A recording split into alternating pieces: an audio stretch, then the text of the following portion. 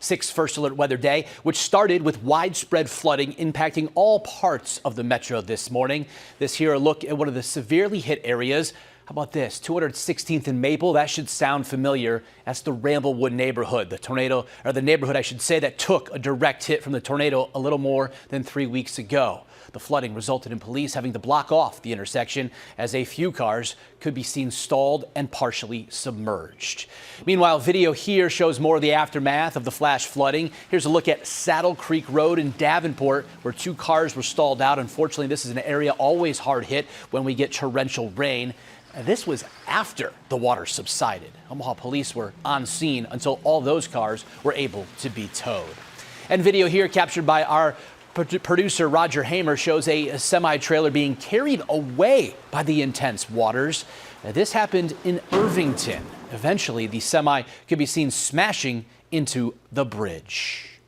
And turning now to video from Lashara today, a little further out west. Pictures here showing several streets completely submerged underwater. Saunders County was one of the areas that also had a tornado warning earlier this afternoon. It, though, has since been dropped. And turning back to an event supposed to be happening down at Charles Schwab this afternoon and really this morning. Well, today's severe weather resulted in several delays in the Big Ten baseball tournament that was supposed to start as early as 10 a.m. The first game will now start at 4 o'clock, top of the hour here this afternoon. So they're about 6 hours behind schedule. The Huskers, they were supposed to play at 2 o'clock this afternoon. Now they'll have first pitch sometime around 8 o'clock against Ohio State tonight.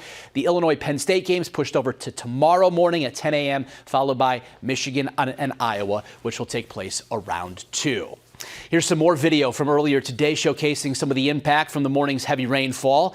This video is of Tranquility Park. That's up there on 4th Street. You can see the parking lots and fields submerged underwater. And right across the street from Tranquility, of course, is Knowles Golf Course. Check out the entrance in there. Little League field also underwater earlier this morning, all because of that heavy rain. Across the metro, we're seeing the impacts from today's multiple rounds of severe weather. Earlier this morning, MUD reported a major water main break that's expected to take more than a month to repair. Flooding also impacted more than just people's drives to work. Aaron Sullivan joins me now from the 6 on Your Side alert desk with that side of the story. Aaron, good afternoon. Afternoon, Dave. Yeah, that water main break is forcing some high school seniors to wait a few more days to get their diplomas. Omaha's Bryan High School and Central High School are both moving their graduation ceremonies to Friday. They were supposed to happen today at Baxter Arena, but that water main break nearby caused flooding and power issues.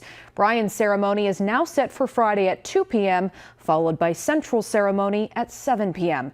Again, officials anticipate repairs on that water main break to last up to 6 weeks. That's the latest from the 6 on Your Side alert desk. Dave? Yeah, going to be a big mess for the next 6 weeks in that part of town. All right, Aaron, thank you. Now I want to get you caught up on the power outages with OPPD. Like we said at the top of the show, at its height today, more than 8,500 people were without power in the metro. That's significantly down across Douglas County right now, currently sitting about 1,100. From there, Sarpy County 70, Washington 18. In all, it looks like 1,300 people are currently without power throughout the Omaha metro, at least at this hour. In Iowa, it's more than 2,000 customers being impacted, according to Mid-American Energy. And we want to look at delays at Epley this afternoon. More than a dozen arrivals pushed back, 11 departures delayed so far at this hour.